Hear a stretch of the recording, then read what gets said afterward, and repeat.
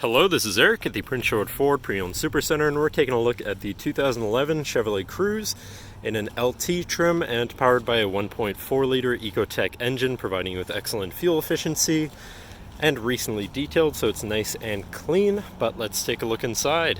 So first, looking in the trunk, which is a pretty standard size but can always be expanded by folding down the rear seats, and underneath this hatch you do of course have your spare tire.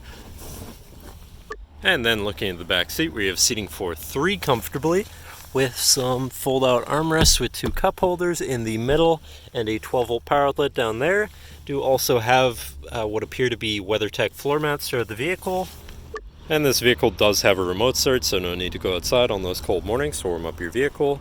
And looking in, you do have a Pioneer sound system, so your music's going to sound pretty decent. And you do have power windows, power mirrors, and power locks. Now, sitting in the vehicle with it running, you can see it's sitting at 94,757 kilometers. And moving down to the steering wheel, on the right-hand side, you have your hands-free phone and radio controls, and on the left, you have your cruise controls. And moving on your signal stock, actually, you have your buttons to cycle through which information is displayed here, such as your trip 1 and 2, your trip 1 and 2, your navigation, speed, digital speedometer that is, your fuel economy, average vehicle speed, fuel range, so distance to empty. I kind of went through it the opposite way, but it is all there. Moving on to your center, your infotainment center, which is radio, Sirius, CD, and auxiliary compatible, so you have quite a few options there for whatever you want to listen to. And moving on from that down, you have your hazards here, your locking button, and your climate controls here. Very simple, easy to use.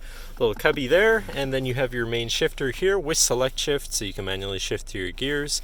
Also have your traction control shut off over here.